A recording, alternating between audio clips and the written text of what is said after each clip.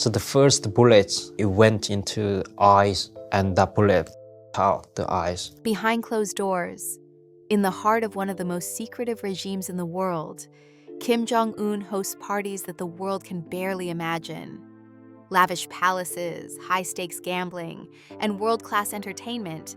Yet beneath the luxury lies a chilling reality. While the elite indulge in unimaginable wealth, a darker side lurks, where lives are controlled, loyalty is tested, and power is the price of survival. I personally even experienced watching public execution. I was only 11 around. Hundreds of crowd people gathered. What happens at these exclusive gatherings? The truth will shock you as we pull back the curtain on the dark, hidden world of North Korea's ruling elite. Kim Jong-un, the leader of North Korea, is one of the most enigmatic figures in the world. Known for his secretive nature and tight control over the country, he has built an impressive and often mysterious persona. As the third-generation leader of the Kim dynasty, Kim Jong-un's reign has been marked by a strong cult of personality, with his image dominating public life in North Korea. Every aspect of life in the country revolves around a single idea: loyalty to Kim Jong-un and his family. This loyalty is not confined to the public sphere, but extends deep into the private lives of those closest to him. While the majority of North Koreans live in extreme poverty, with wages as low as $4 a day, Kim Jong-un and his inner circle lead lives that are drastically different. Their lives are characterized by luxury, indulgence, and immense wealth. Despite international sanctions and the country's isolated position in the global political arena, Kim Jong-un has managed to amass a significant fortune. Much of this wealth is spent on extravagant personal indulgences and maintaining his grip on power within North Korea. This wealth has also funded lavish parties, luxury goods, and exclusive venues where Kim and his closest allies can gather, away from the watchful eyes of the general public. These parties, though seemingly harmless social gatherings, serve a much greater purpose in Kim Jong-un's political strategy. They are more than just an opportunity for indulgence. They are an essential tool for maintaining control over the political landscape of North Korea. The guests invited to these exclusive events are carefully selected from among the most influential and powerful figures in the country. High-ranking government officials, top military leaders, and influential businessmen are all regulars at these gatherings. The selection process for these events is highly secretive, and the guest list is tightly controlled. To be invited is considered a mark of favor from Kim Jong-un, while being left off the list can spell the end of a person's political career, or worse, their life. At the core of Kim Jong-un's regime is the idea of loyalty, and these exclusive gatherings play a crucial role in reinforcing that loyalty. The invitations to these parties serve not only as rewards for loyalty, but also as a reminder of the precarious nature of power within North Korea. The competition for Kim Jong-un's favor is fierce, and one wrong move can lead to a fall from grace. These parties, therefore, serve to solidify the positions of the powerful elite, while ensuring that any potential rivals are kept under control. The events are not simply an opportunity to indulge, but a means of controlling the political elite and ensuring that they remain loyal to Kim and his regime. While most North Koreans live in poverty and face daily struggles just to survive, Kim Jong-un's parties and the lavish venues where they are held stand in stark contrast to the life most people in North Korea experience. These hidden, luxurious locations are not just places for social gatherings. They are symbols of the vast gulf that separates the ruling elite from the general population. The palatial venues, the lavish decor, and the extravagant amenities are all designed to create an atmosphere of ultimate privilege and luxury, an atmosphere that would be unrecognizable to the majority of North Koreans. Kim Jong-un's secret parties have become a significant part of his regime's narrative. These parties provide a means of rewarding loyalty, showcasing power, and reinforcing the divide between the elite and the rest of the population. At these events, the powerful come together to indulge in a world that is far removed from the hardships faced by the ordinary North Korean citizen. While Kim Jong-un's regime projects an image of strength and unity to the outside world, these gatherings reveal the inner workings of a regime that is built on secrecy, control, and the manipulation of power. The guest list at these parties is one of the most closely guarded secrets within North Korea. Only those with the greatest influence and power are invited to these exclusive events, and even then, the list is not open to everyone. Kim Jong-un's inner circle is made up of around 200 individuals, but only around 40 of them are selected to attend these gatherings. The rest, while powerful, have not earned the privilege of entering Kim Jong-un's exclusive world. These parties are a way for Kim to maintain control over his closest allies and ensure that they remain loyal to him. It is not just about rewarding those who have been loyal to the regime, but about testing the loyalty of those who are invited. Being invited to one of these parties is not just a mark of prestige, it is a symbol of power within North Korea. The parties serve as a reminder of the fragility of power and the importance of staying in Kim Jong-un's good graces. Those who attend the parties are seen as the most trusted and influential figures in the country, and their presence signals their continued favor with the leader. But what happens if a person is left off the guest list? For some, the consequences can be severe. Being excluded from these events is seen as a sign that they have fallen out of favor with Kim Jong-un. And in a country where power is everything, this can mean the end of their political career, or worse. These events also serve as a way for Kim Jong-un to ensure that the loyalty of his inner circle is constantly reinforced. The exclusivity of the guest lists, the lavishness of the venues, and the rewards given to those who attend all act as constant reminders of what is at stake for those in power. The parties are designed to maintain the political balance within North Korea, ensuring that those who have proven their loyalty remain in favor, while those who are seen as potential threats are kept at bay. The secretive nature of these parties adds to their mystique. While they are held in secret locations, far from the prying eyes of the outside world, the extravagance of these gatherings has become a symbol of the immense disparity between the ruling elite and the rest of the population. The secret venues where Kim Jong-un's parties are held, luxurious underground palaces, private villas, and exclusive resorts, serve as physical representations of the power, wealth, and control that the North Korean leader holds over his country. These hidden palaces are carefully designed to provide an atmosphere of luxury and privilege, reserved only for the most influential figures in North Korean society. In a country where most people live in poverty and face daily hardships, the existence of these secret venues and extravagant parties stands in stark contrast to the lives of ordinary citizens. These hidden locations, built to cater to the whims of Kim Jong-un and his inner circle, serve as a stark reminder of the vast gap between the lives of the elite and the struggles faced by the general population.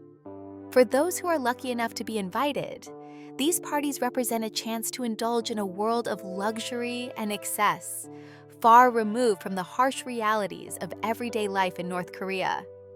Kim Jong-un's secret parties are not just an opportunity to indulge, they are a means of reinforcing the control that the leader holds over the political landscape of North Korea. These events play a vital role in ensuring that those in power remain loyal to Kim and his regime, while also serving as a tool for reinforcing the divide between the ruling elite and the rest of the population. The extravagant venues, the lavish parties, and the exclusive guest list all work together to create an atmosphere of privilege and power that is reserved for a select few. In a country where power is everything, these parties serve as a reminder of the lengths to which Kim Jong-un is willing to go to maintain control over North Korea's political landscape. One of the most fascinating aspects of Kim Jong-un's secret parties is the venues where they take place. These locations, often hidden away from the prying eyes of the public, serve as the perfect backdrop for the lavish gatherings that are held exclusively for the ruling elite. The venues are not just places to host parties, but are designed to reflect the immense power and wealth that Kim Jong-un and his inner circle possess. They are symbols of the stark contrast between the lives of the elite and the everyday struggles of the average North Korean citizen. The most famous of these secret locations is the Master Underground Palace, located beneath the streets of Pyongyang, the capital of North Korea. This venue is a marvel of opulence, a grandiose palace that is hidden from the outside world and accessible only to a select few. The palace is built to cater to the whims and desires of North Korea's most powerful figures, offering them a space that rivals the finest palaces and luxury resorts in the world. Security surrounding this venue is unparalleled, with armed guards patrolling the area around the clock, ensuring that only the most trusted individuals are allowed inside. The interior of the Master Underground Palace is as extravagant as the exterior is secretive.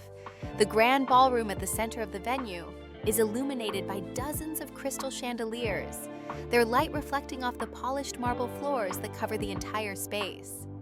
Every inch of the ballroom is meticulously decorated, with gold accents, rich fabrics, and fine arts adding to the luxurious atmosphere.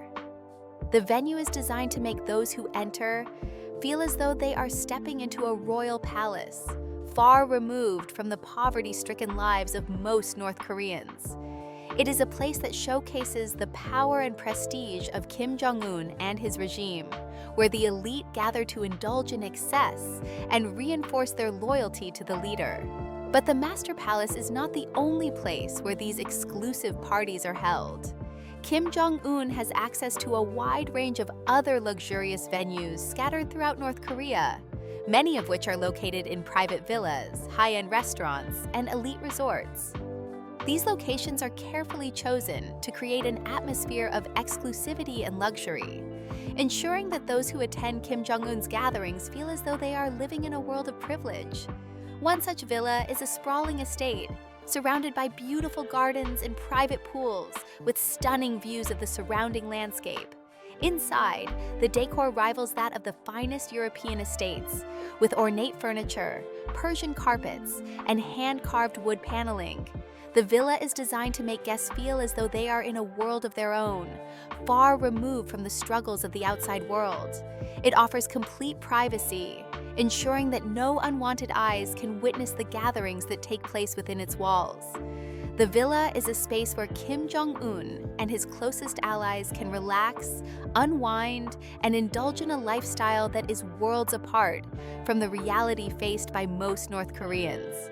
Another resort, built exclusively for the elite, offers everything from luxurious spa treatments to private beaches. This venue is designed to cater to the most powerful figures in North Korea, offering them a space to escape from the pressures of everyday life and enjoy the privileges that come with their position. The resort is located in a secluded area, far from the eyes of the general public, ensuring that the secrecy of these gatherings is maintained. With its state-of-the-art facilities, private pools, and stunning natural surroundings, the resort provides an atmosphere of ultimate luxury and exclusivity, where Kim Jong-un and his guests can indulge in the finest things life has to offer.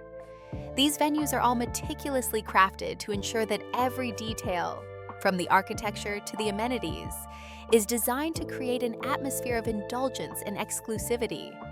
Every aspect of the locations is tailored to the desires of the most powerful figures in North Korea, with no expense spared in creating an environment that is as luxurious as it is secretive. Whether it's the marble floors of the Master Underground Palace or the ornate furniture of a private villa, these venues serve as a physical manifestation of the power and wealth that Kim Jong-un and his inner circle wield over North Korea. For those fortunate enough to be invited to these gatherings, the venues provide a rare opportunity to experience a world of luxury and excess that is unavailable to the majority of North Koreans. While most of the country's citizens live in poverty, these secret locations offer a glimpse into the world of the elite, where money and power provide access to the finest things in life. These venues are not just places to party. They are symbols of the vast disparity between the ruling elite and the general population.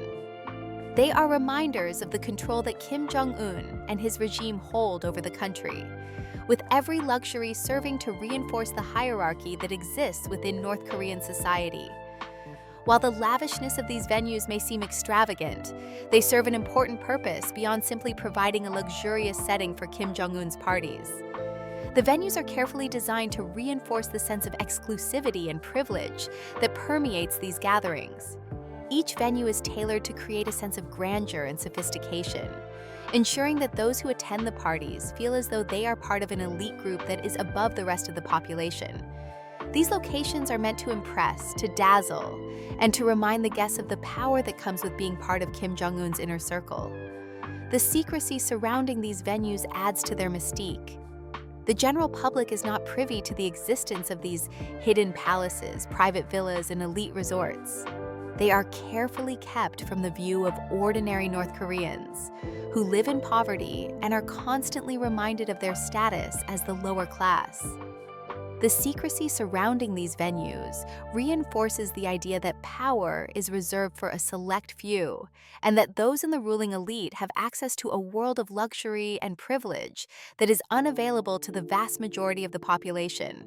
The venues where Kim Jong-un's parties are held are not just places for indulgence, they are tools for maintaining control over North Korea's political landscape.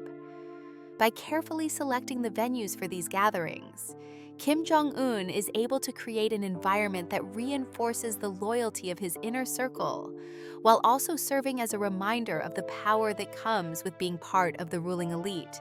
These venues serve as a physical manifestation of the divide between the privileged few and the rest of the population, reinforcing the notion that power and wealth are reserved for those who are loyal to Kim Jong-un and his regime. In a country where most citizens struggle to make ends meet, the existence of these lavish venues and the gatherings that take place within them serve as a stark reminder of the disparities that exist within North Korean society.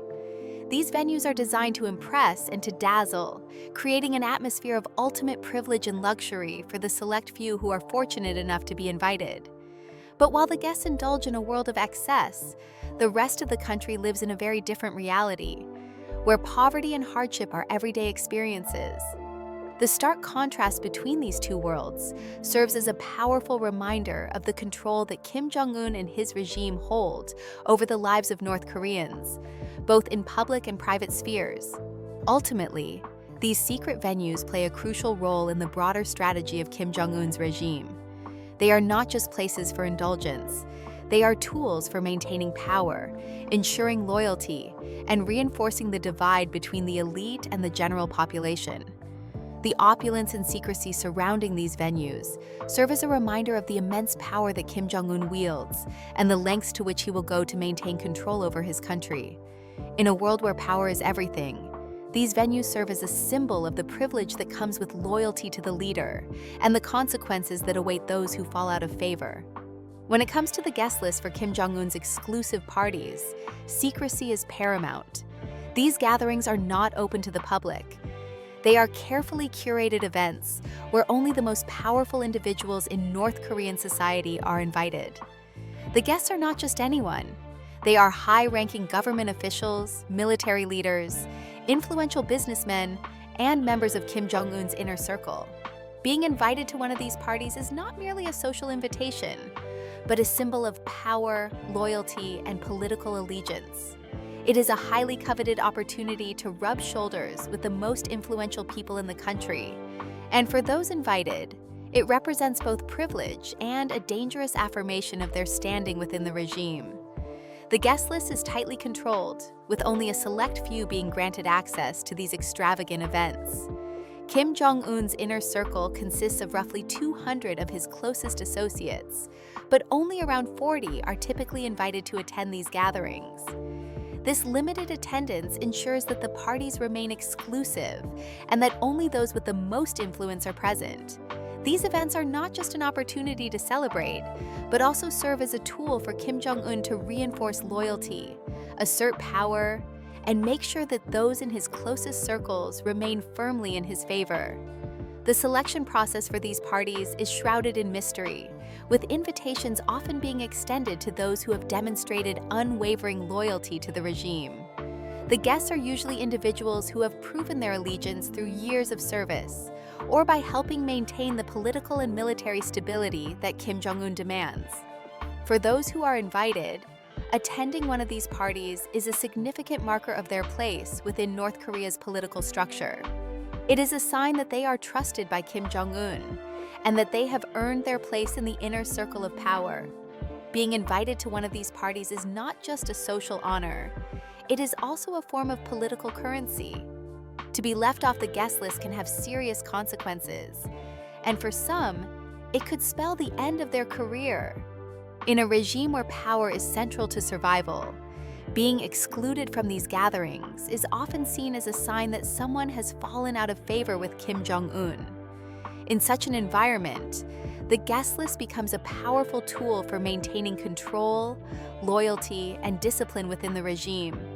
It is a reminder that loyalty to Kim Jong-un is not only rewarded with luxury and privilege, but also that betrayal or disloyalty could have severe and possibly fatal consequences.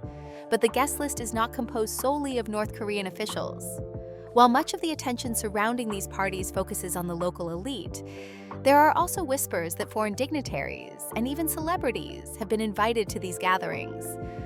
Although concrete evidence is difficult to come by, there have been reports of high-profile international figures being seen in attendance.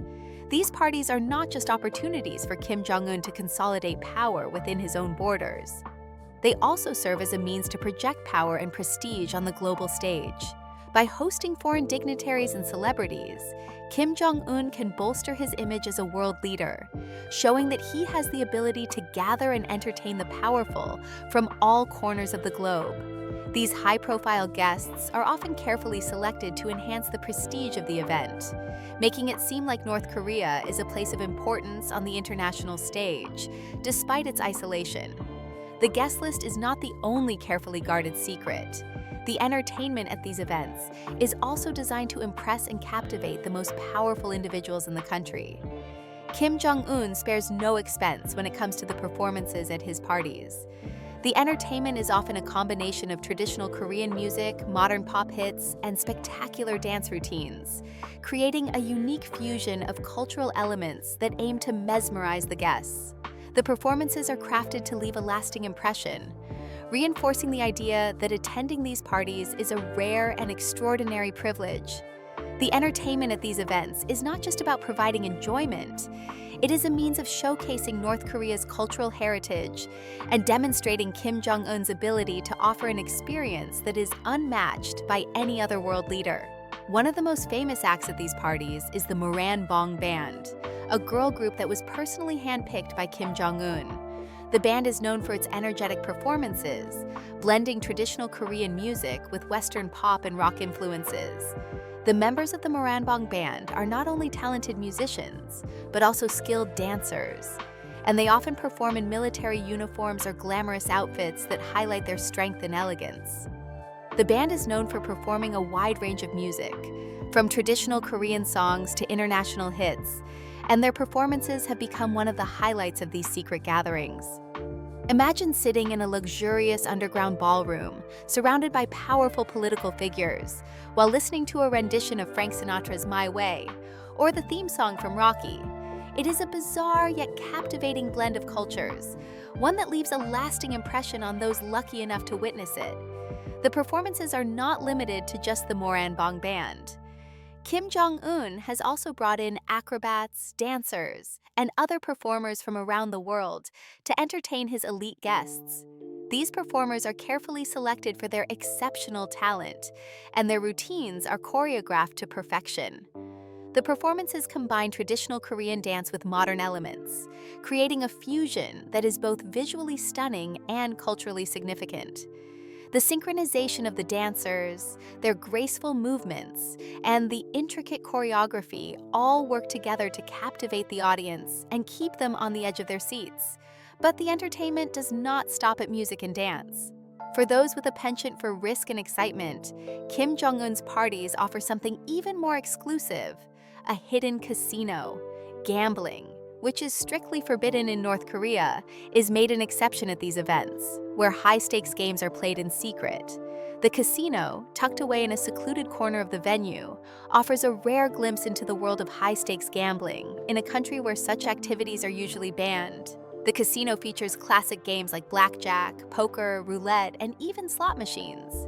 The atmosphere is electric, with the sound of shuffling cards and the clinking of chips creating a sense of excitement and tension in the air. For those willing to take a chance, the stakes couldn't be higher. The casino is not open to just anyone. Access is strictly controlled. Guests are required to present their passports and go through a registration process before they are allowed to play. Once inside, every move is closely monitored, and any violation of the rules can result in serious consequences. Interestingly, while foreign diplomats and business tourists may be allowed to participate in the gambling games, local North Koreans are often banned from entering the casino. This aligns with the country's strict laws on gambling, but it also reinforces the idea that these parties, and the luxuries they offer, are reserved only for the elite. The casino serves more than just a means of entertainment. It is another way for Kim Jong-un to reward his most loyal supporters. The thrill of high-stakes gambling, combined with the luxury of the venue, creates an atmosphere of exclusivity and privilege, further solidifying the divide between the ruling elite and the rest of the population.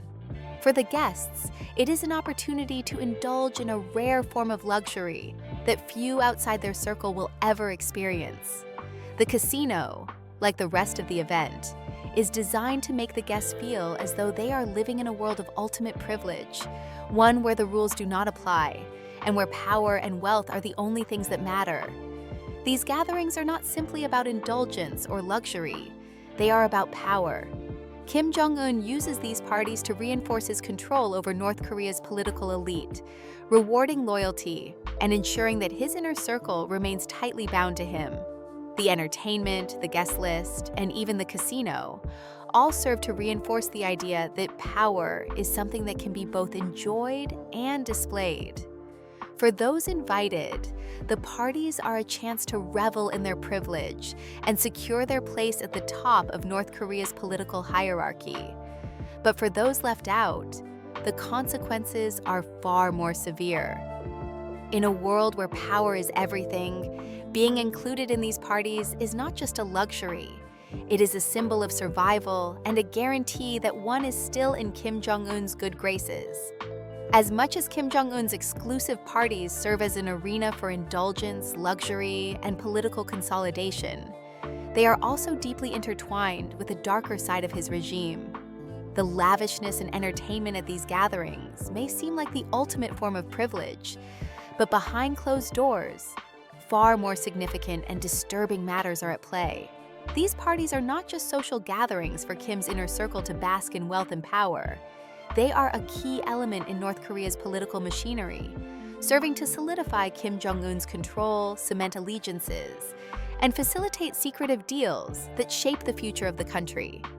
These events are a carefully orchestrated blend of indulgence and power dynamics, where the stakes are not just about wealth or luxury, but about the very survival of the regime and its leaders. The true importance of these parties becomes evident when one looks at how they function as a tool for maintaining power.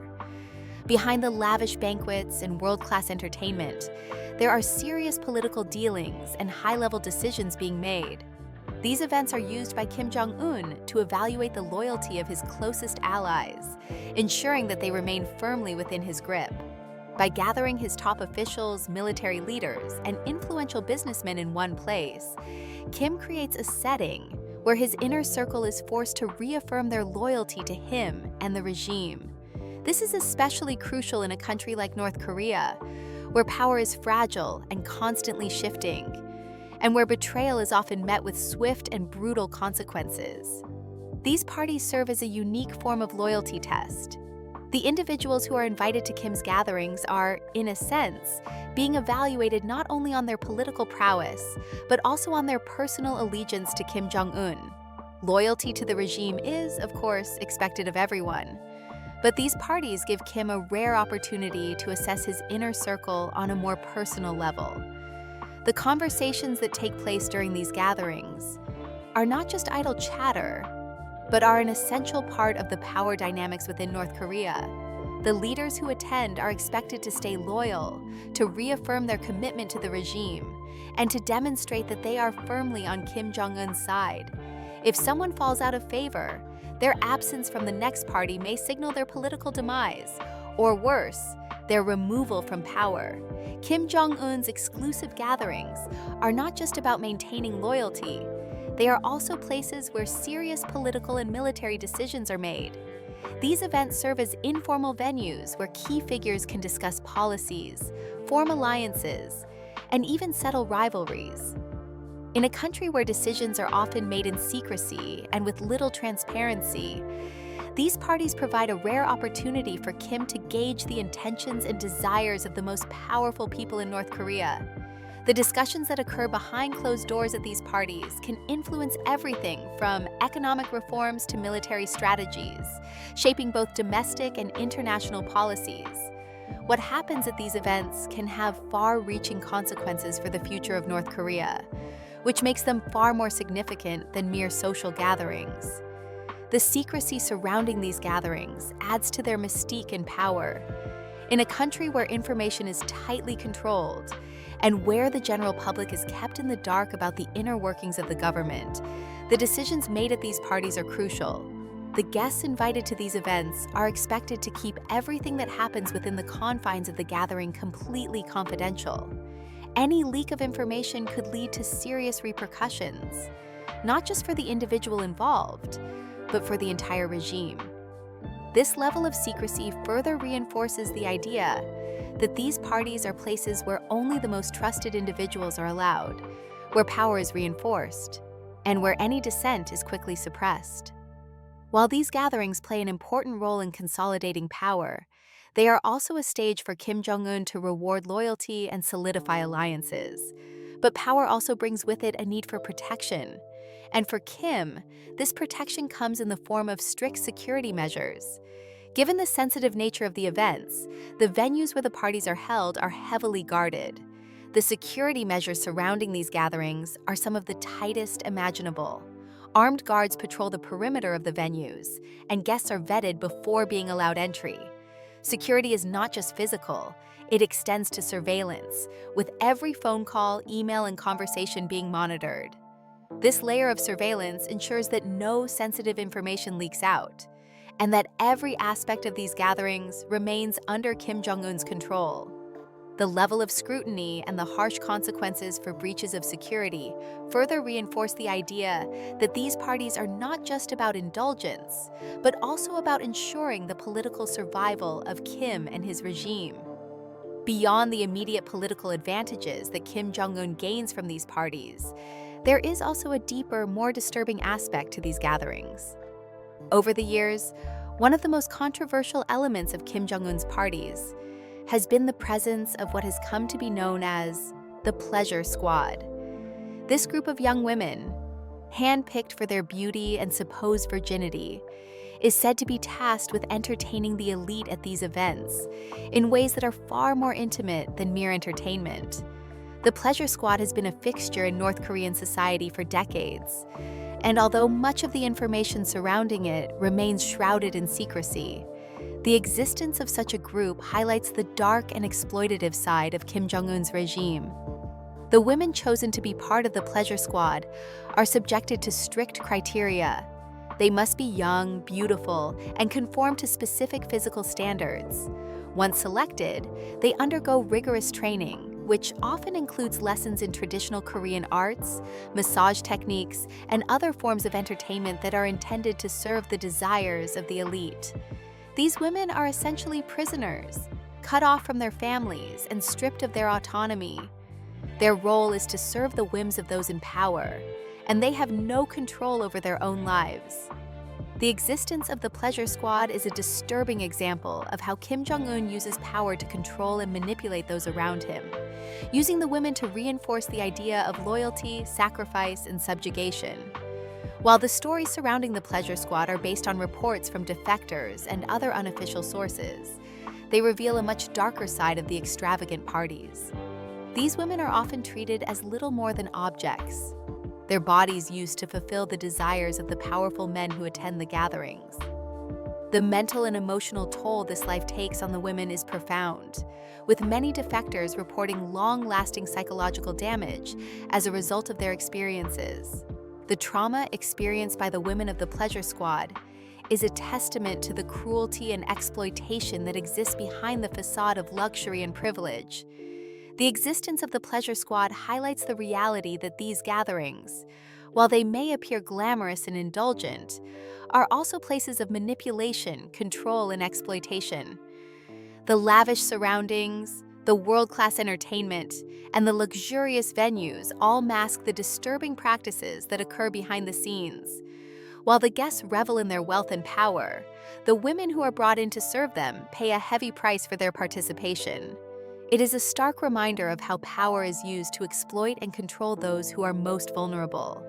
The international response to the abuses that occur in North Korea has been one of condemnation, sanctions, and calls for human rights reforms. Governments around the world have imposed sanctions on North Korea in an attempt to curb Kim Jong-un's lavish lifestyle and the exploitation of his people. Despite these efforts, North Korea's position on the world stage, bolstered by its nuclear capabilities, makes it difficult for other nations to apply real pressure. Yet, even in the face of such challenges, advocacy groups, human rights organizations, and defectors remain committed to shedding light on the abuses that occur within North Korea. Defectors have become key figures in exposing the truth about life inside North Korea, sharing their stories and calling attention to the plight of those who are forced to live under Kim Jong-un's regime. These brave individuals have helped to shine a light on the hidden horrors that take place behind closed doors, revealing the full extent of the exploitation, manipulation, and control that defines the regime. Their efforts have led to growing international awareness, with human rights organizations working tirelessly to support defectors and press for change.